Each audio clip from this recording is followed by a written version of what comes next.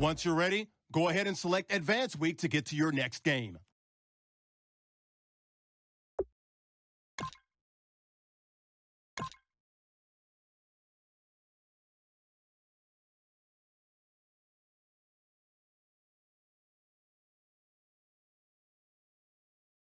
Kick off your week by installing your game plan.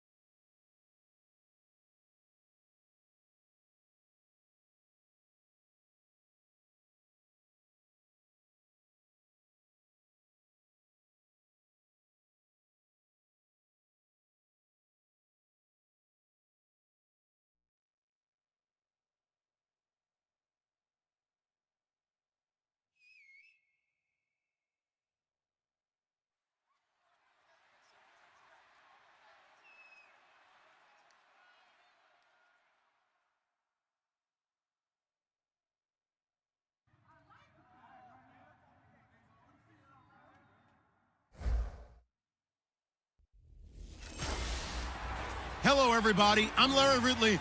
You're tuned in to the NFL on EA Sports. The work this fella did through the air last week is the main reason they come into this game off a win.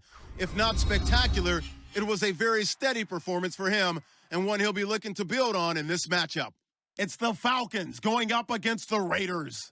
For the call, let's send you out to the broadcast booth, where we'll join our commentators, Brandon Godden and Charles Davis. All right, Larry, after an off-season of questions, football is back here in the East Bay and Oakland, California. Coming up, we've got a good matchup on tap between the Atlanta Falcons and the Oakland Raiders. Hi again, everyone. Alongside Charles Davis, I'm Brandon Gaudin. And, Charles, we look at the Raiders here entering play. They come in off a loss in the opener last week. That one was on the road. Now they get their first taste here of home cooking. And what they're hoping to do is feed off the energy of the...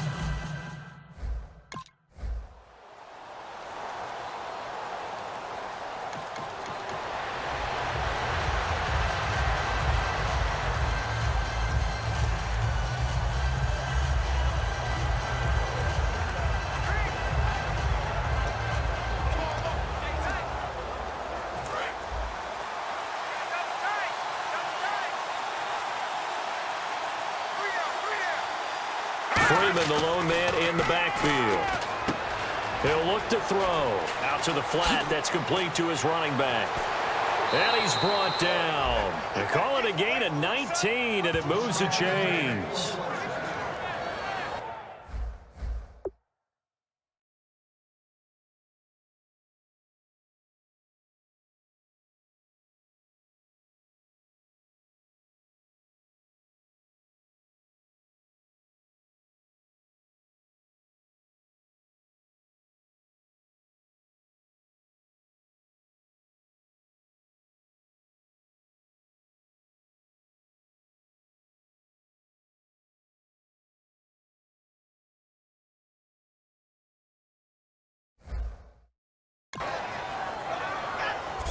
We can talk all we want about football being a game of strength and brawn. It's also a game of mismatches, and they're trying to create one there, getting it to their back out of the backfield to make a bigger play. As we often say, get it to him in space, let him use his leg. Yeah, if he can get a matchup against a linebacker or maybe a defensive end dropping out in a zone blitz, he's going to win that battle just about every time.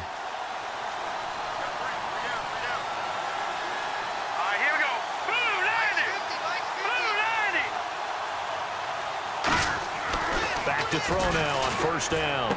And complete on the right side. It's Tammy. And he'll get it out to midfield. Let's say, yeah, they'll spot it right in midfield at the 50. And as a first-rounder, a lot of eyes on him, a lot of expectations. And he has to play well in his rookie year. Those days of coddling guys and bringing them along slowly, those days are long gone. When you're drafted in the first round, they expect you to play right away. And the community's eyes and fan base, they'll be on you the entire way. And you take a look at this draft class from a season ago, really it grades out as a pretty darn good class. So you have to give a lot of credit to the entire scouting organization. General manager, personnel department, college scouts, all came together. They evaluated it very well and got a nice payoff. The defense in an enviable position here. The offense needs 13 yards. It's third down. They'll stick with the passing game as he looks to throw. It's caught. Jones. And he is out of bounds, just a yard or two shy of the 30. Well, the advantage has certainly shifted to the defense as we began that third down play, and they found a way to foil it and pick up a first down. Third time's a charm, right? 2 incompletions. Had to have it on third, and they got it. Yeah, they stuck with it, weren't daunted at all, and picked it up. Fresh set of downs here.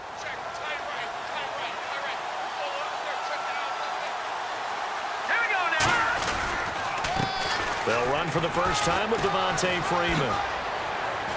And he's brought down. A nice pickup there of 11 yards, and it'll move the sticks.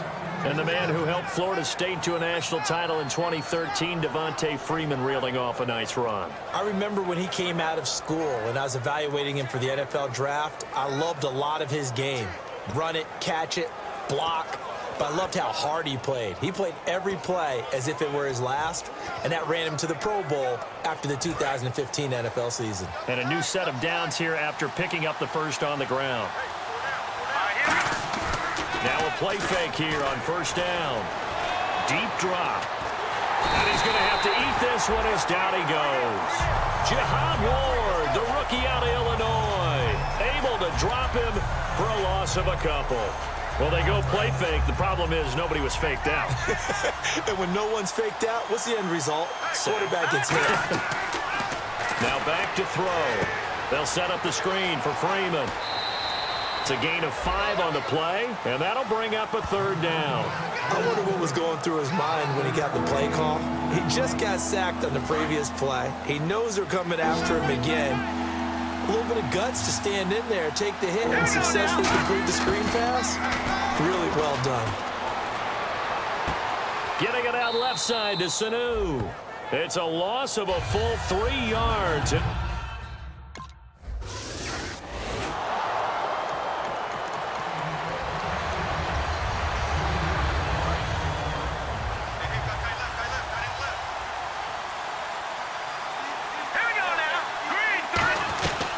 The drive will start with a carry by Devontae Freeman. And he is going to lose yardage here. That's going to go as a loss of a yard, and it'll be second down. Alongside Charles Davis, Brandon Gaudin, it's the Falcons in possession to begin quarter number 2, but they face a second and long to start things out. And on the outside, they're playing press coverage.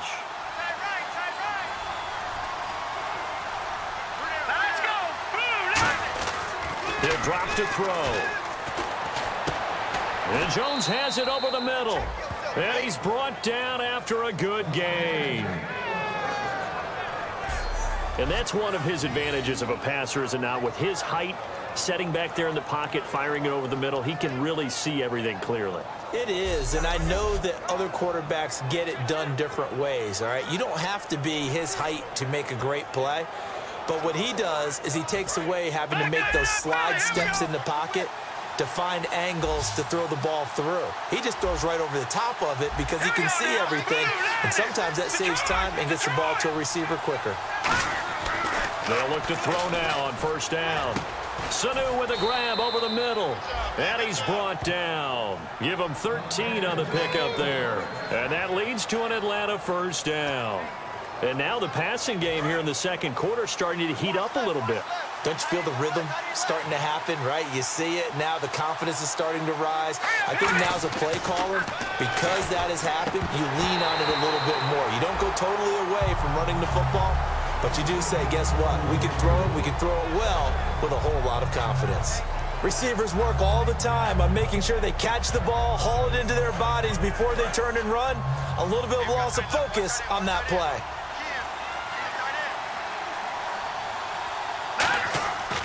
And 2nd and 10, he'll look to throw again.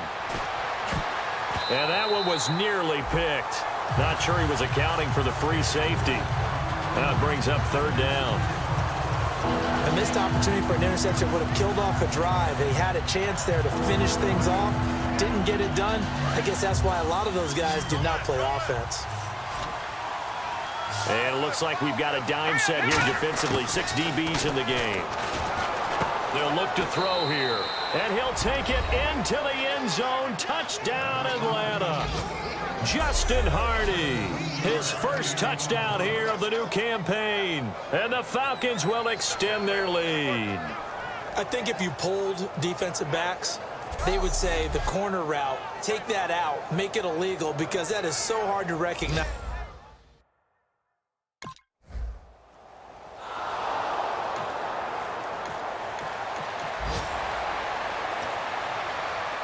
And here now come the Falcons. And they were able to punch it in the end zone last time. They'll be looking to do that again here for the defense.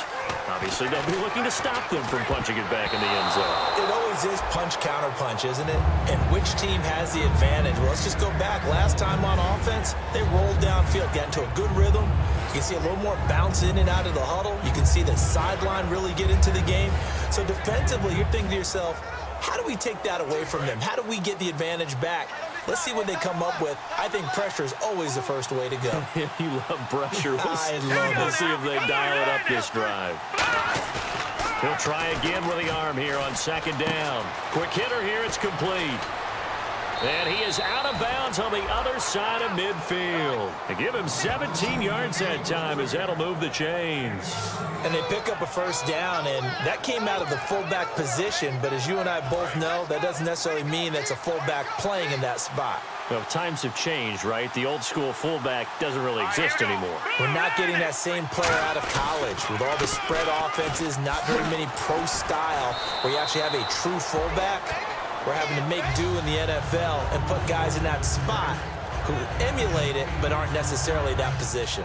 I know it's a word that we tend to overuse, but Devontae Freeman can be awfully explosive with the ball in his hands. He showed at the beginning of last year. He had 10 touchdowns the first couple months. The Falcons themselves were red hot, then sort of went down the tubes a little bit toward the end. Yeah, their team's record and its production declined the same way, but I really like his overall game. He'll look to throw. Rolling to his left. It'll go as a gain of 6 that time, and it moves the chains as well.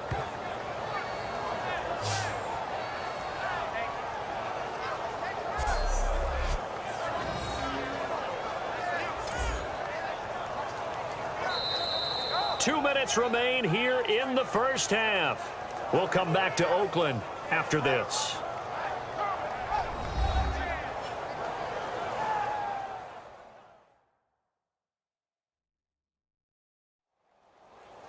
A reminder that when halftime rolls around, Larry Ridley will have all the highlights and analysis of this first half of play from our studios in Orlando. So here we go, 1st and 10 now.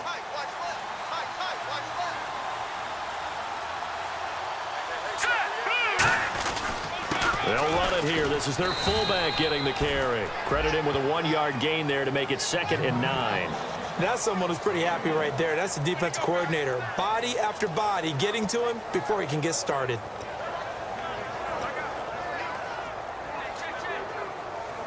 Second down following the run.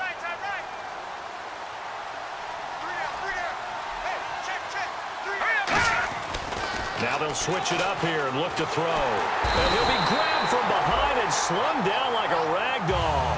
Mario Edwards in there to drop him with his first sack of 2016. Looks like the defense in press coverage here. And the Raiders call on a nickel set for 3rd down. He'll look to throw. And this is going to be incomplete. The Pro Bowl wideout Julio Jones is intended receiver. And it's 4th down. It's always tough for the guys throwing the football when they think they've got a completion and the ball's almost there, and then someone sneaks a hand or two in and bats it away.